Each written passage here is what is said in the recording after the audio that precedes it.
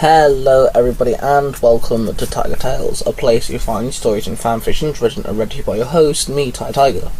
Let's delve into the Tiger Tales Marvel and DC fanfiction universe, where I have cleverly moulded the universes of Marvel and DC into one universe, with multiple storylines all intertwined together in an ongoing story. You can find all of the stories in separate playlists, but if you want to see the entire universe stories in chronicle order, you can run a playlist on the channel as well. Today we're diving back into Gotham with War Against Gotham. Nightwing is trying to train the new Robin, who's been exiled against being a superhero via his city, and of course they're trying to hunt down the new Dr. Dead, who seems to be some form of Joker protege. That being said, maybe Nightwing may just have his moment with Alex, our new Robin. Maybe it's not going to be too bad.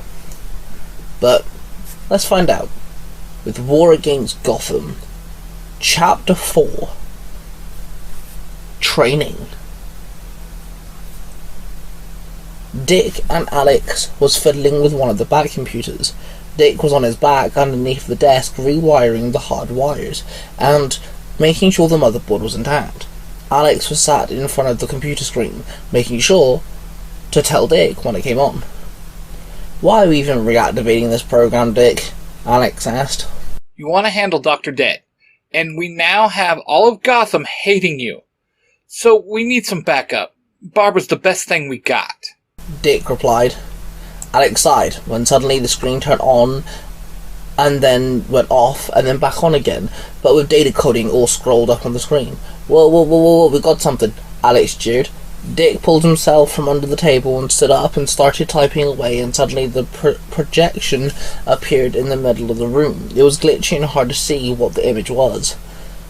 "We're gonna have to keep working on this, aren't we?" Alex muttered. "Sadly, yeah, but we are a step closer. We are making progress," Dick replied. Then the elevator opened, and Alfred entered the Batcave, carrying a tray with some cups of tea and some toast with some butter and an array of different flavoured jams. He walked up and placed down the tray and looked at what was going on. "Good morning, Master Dick. Master Alex. What is going on here?" Alfred asked. "We're trying to get Barbara back up," Alex told him. "Oh, yes. What brought this on?" Alfred asked curiously. "Roy is trying to find out where Bane is, keeping his new batch of venom, and Dinah is looking after Bloodhaven for me whilst we are sorting things out here. We need some backup," Dick explained. Alfred then walked over and leaned in onto the screen. "Did you try the Dark Knight protocol? It is used to reset different parts of the mainframe. Just use it on this one computer," Alfred suggested. Dick sighed and dropped his face into his hand, and Alex looked at both of them rather confused. "The Dark Who what now protocol? Huh? One of Bruce's things, I assume?" Alex asked. "It's a safety procedure, just in case," Dick replied. Alfred walked up to the computer and typed away, then waited for 2 minutes until a blue bar popped up and a percentage meter went from 0 to 100. Then he pulled out a USB stick and handed it to Dick. He took it from the butler and placed it into the computer hard drive, and suddenly the screen went all dark. The Bat logo appeared on the screen. Then the whole computer rebooted, and after a few minutes the hologram appeared and a blue head appeared before them. Barbara Gordon's face floated before them. "Hello, Master Dick. Alfred. Master Alex," Barbara said. "It worked," Alex cheered. "Kinda. The voice file is corrupted. It won't sound like her, but it's still her consciousness uploaded into an AI," Dick explained. "That is unfortunate, Master Dick. But nevertheless, we have her up and running," Alfred said sadly. Alex started spreading jam on a piece of toast and bit into it. Alfred and Dick then threw glances at Alex. "What? I'm starving," Alex said with a mouthful. Alex and Dick then spent the rest of the day uploading the new files into Barbara's mainframe. When the night fell, Dick got dressed into his Nightwing suit. He strapped his extremist onto his back when suddenly Alex walked out in his Robin suit, both of them holding their masks in their hand. "Well, I'm ready," Alex said. Didn't we agree you're staying here? Dick asked with a frown. "Hey, you suggested. You agreed. I'm still coming with you," Alex smiled. Gotham still has it out for the new Robin. Or did you forget that? Dick asked. Then both of them looked up at the back computer as it started signaling an alarm. Dick walked over and started typing. Did you forget about me, Dick? Barbara asked. The hologram appeared. Actually, yes I did. What's going on, Barb? Dick asked the AI. We have a robbery in progress. Seems like we have some of Dr. Dead's thugs breaking into a bank on 7 and David Street. Barbara told them. Robbery? That's not Dr. Dead's usual MO. Dick said, confused. "I say we take them out, question them, and find out what the freak's going on with some dudes robbing a bank." Alex grinned.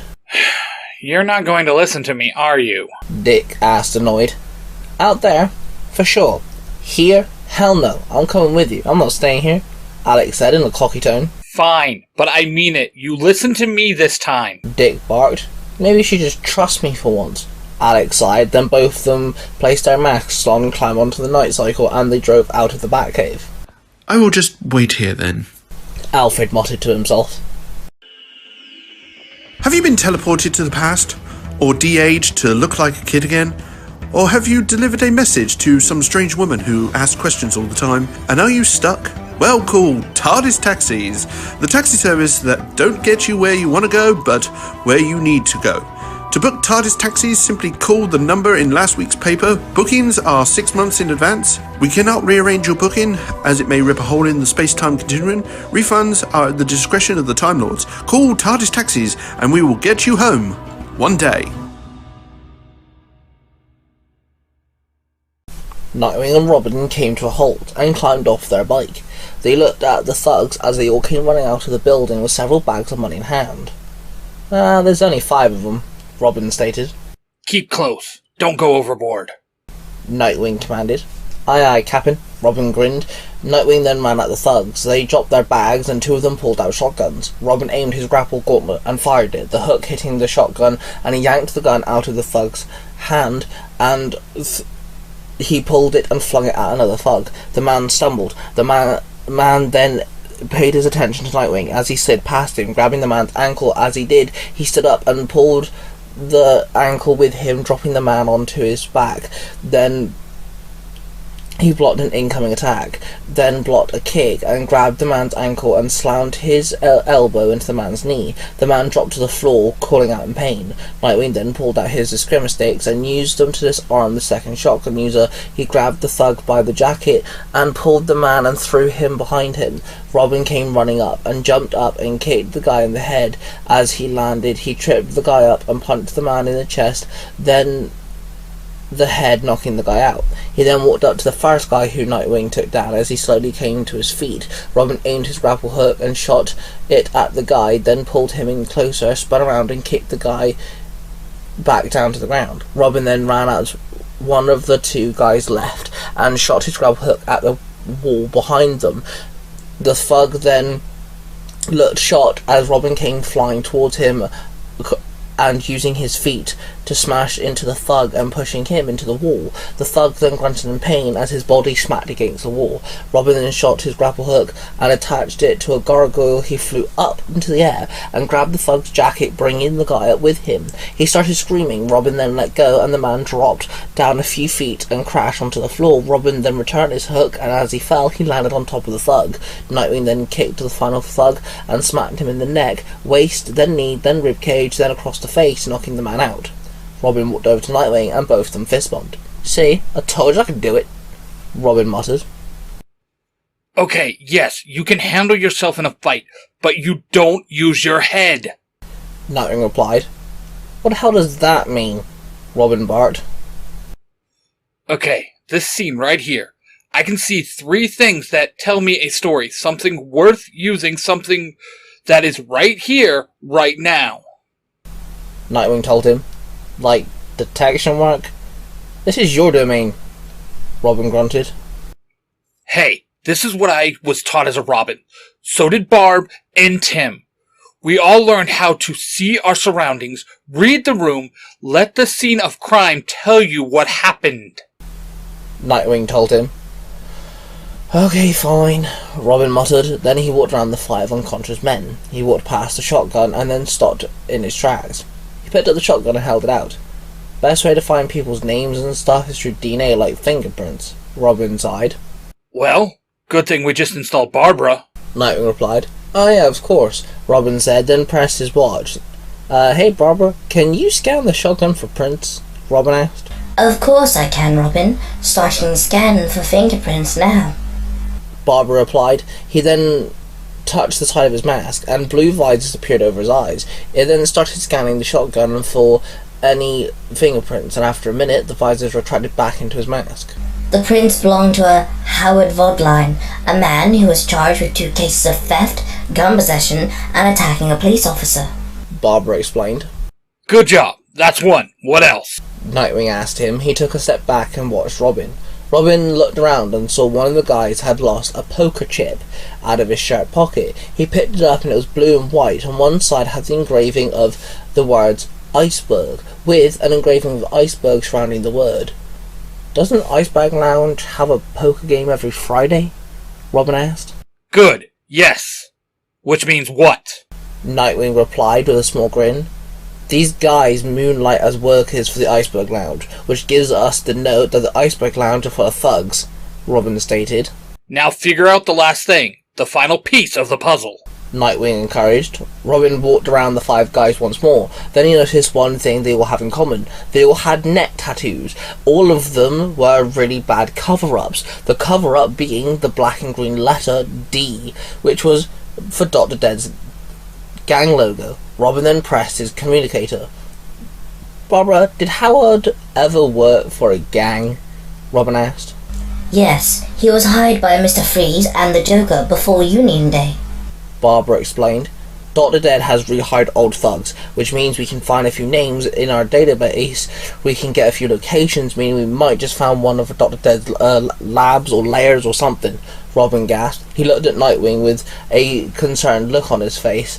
Well done. You were slow, but you used your head, Nightwing told him.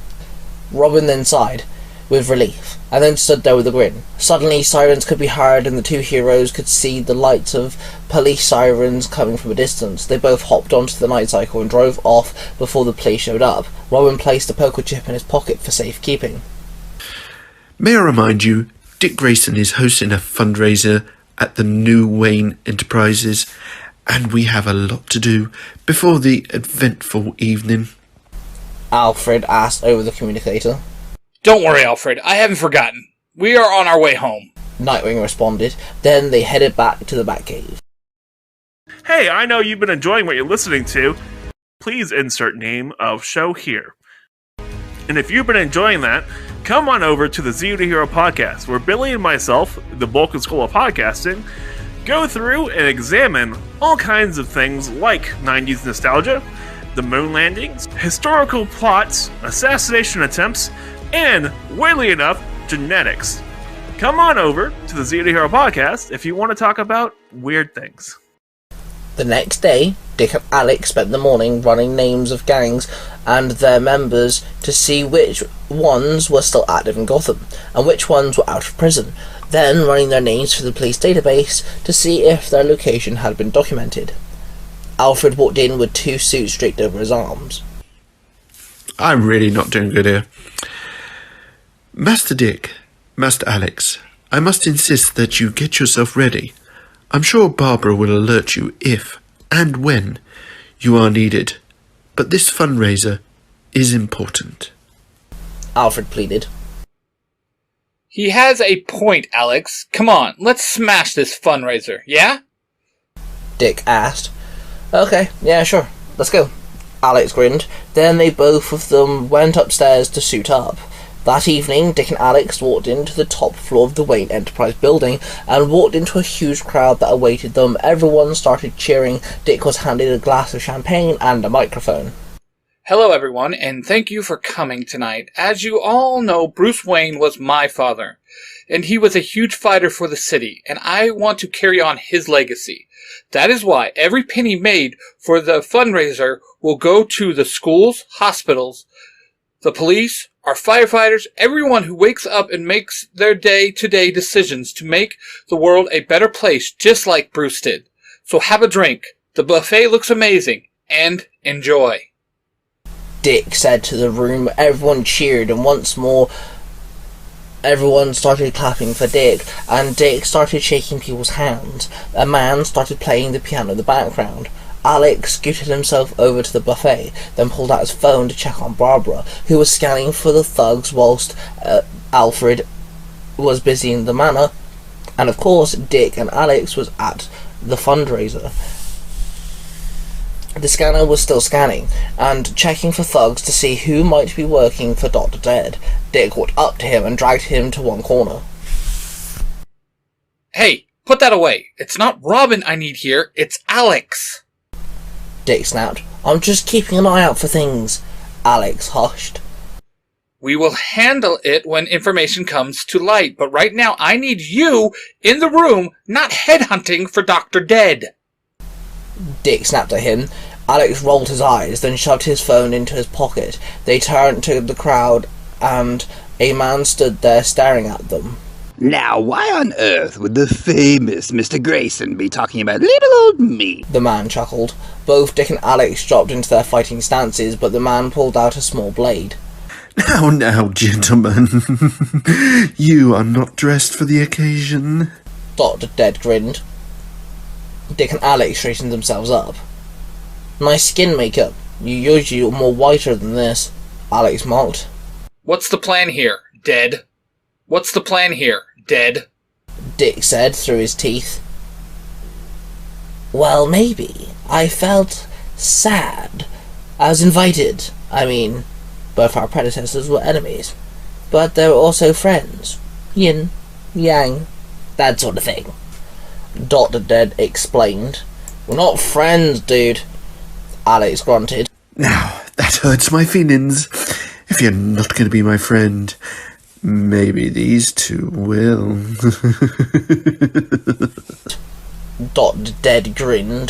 Then suddenly a woman screamed, and the music stopped playing as Bane and Scarecrow walked out of the elevator, leading a bunch of thugs, all carrying different types of guns. In Bane's hand was a head.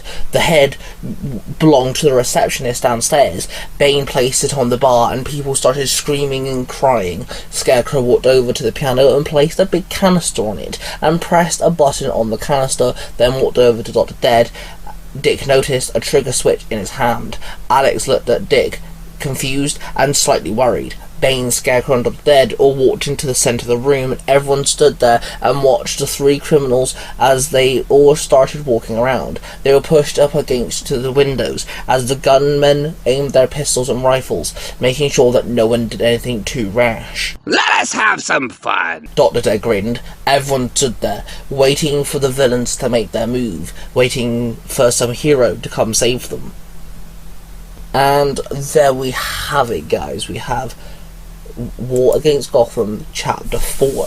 I hope that you enjoyed this chapter, and of course I have to thank my voice actors. We have Mark the Red Cornish Ranger playing one of the voices for Dr. Dead, and he's my Alfred. You can check out his content on Nerds Through Comics with that's his podcast where he adapts comic books into audio dramas. He's got his own original story, and of course you can find some of my stories on there because we are partners.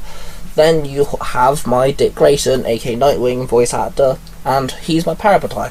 And he's also Willie, Cosplay Dude 637.